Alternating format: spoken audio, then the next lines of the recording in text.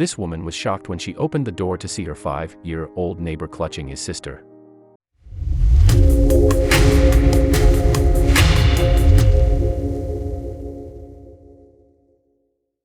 When you hear an unexpected knock on your front door after dark, do you open it? Fortunately for one Arizona family, their neighbor did, and it may very well have been because of what she saw through the window when she checked to see exactly who had come knocking.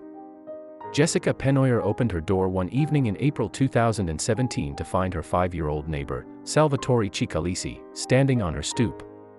The young boy was there without an adult, which was surprising in itself.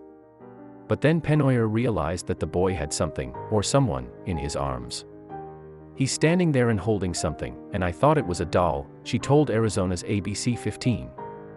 Upon closer inspection, however, Penoyer could see that the doll wasn't a toy at all. It was Cicalese's 2-month-old sister. Yes, he had put a blanket around the baby and carried her along with him to his neighbor's house. At this point, the wheels in Penoyer's mind must have been turning. Why were these two small children alone and out of the house after dark? So, she asked the boy for an explanation, and she could have sworn that he said it was because his dog had died. In fact, though, his presence had nothing to do with a pet. The only other person who was home at the Cicaleses at the time was Sal's mother, Caitlin. For the young family, it had apparently been a normal night, albeit a bit of a stressful one, as any parents of 2 young children can easily imagine. So, when the young mother had put her little ones down for a good night's rest, she decided to treat herself. Yes, she began to run the water for a long, hot shower. However, shortly afterward her young son heard a thud or thump that woke him right up from his carefree sleep. And when Sal went to check on his mom, he found her unconscious in the bathtub. Sal's next move would have been impressive for an adult or a teenager, let alone a 5-year-old child. He went to get his baby sister, put her in a blanket and made sure she was safe. After gently placing his swaddled sister in the living room, the little boy then ran to the garage. There, he pulled a stool into position so that his tiny fingers could reach the remote control for the door. He slipped once, too, tumbling into a pile of shoes, but he recovered. Then he climbed the stool again and clicked the remote to open the exit. Next, little Sal went back and grabbed the baby before leaving through the garage door that he had so deftly opened. He then knocked on Penoyer's door and told her what had happened. And when she thought he said that his dog had passed away, the young boy corrected her. He said, "No, my mom died in the shower. Can you take care of us?" Penoyer told ABC 15. Hearing these words, she instantly called the emergency services, who raced to the fallen mother's side. In the meantime, Penoyer went inside the home and discovered the children's mom lying in the bathtub with the water still running. Fortunately, the paramedics didn't find that Caitlin had tragically passed away in the middle of the night. Instead, she had suffered a seizure, her second since giving birth to Sal's little sister. Frighteningly, her last memory of that night was turning on the shower, and then the next day, she woke up in the hospital.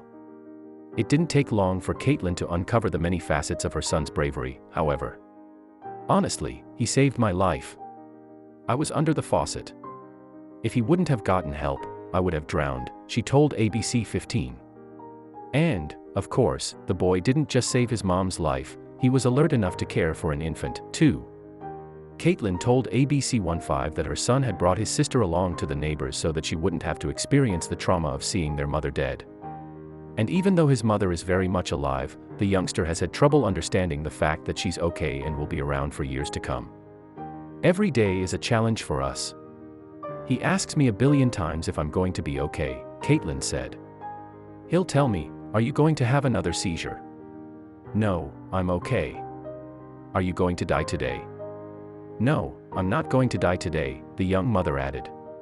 But despite his lingering fears and questions, there have been some definite perks for young Sal thanks to his heroism. When the area's firefighting squad caught wind of the boy's courageous efforts to save his mom, they decided to name him an honorary firefighter. Little Sal thus received a certificate, a shirt, a helmet, and a patch. Rural Metro Fire wants to recognize you as an honorary firefighter. You get to join the ranks of all these guys that came to help your mom, said Rural Metro Fire's Fire Department spokesman Sean Gilliland. And Sal accepted his award with a huge grin. Yet while the young boy's actions showed his intrinsic bravery, Gilliland took a moment to shed light on the importance of emergency training, especially for kids. Talk to your kids about it. What do you need to do? How do you dial 911? What are the proper uses for 911? She told ABC 15. As for the Cicaleses, they swear that they had never had such a conversation with Sal before. Lucky for them, though, their son was able to work on instinct alone, and his quick thinking may just have saved his mother's life.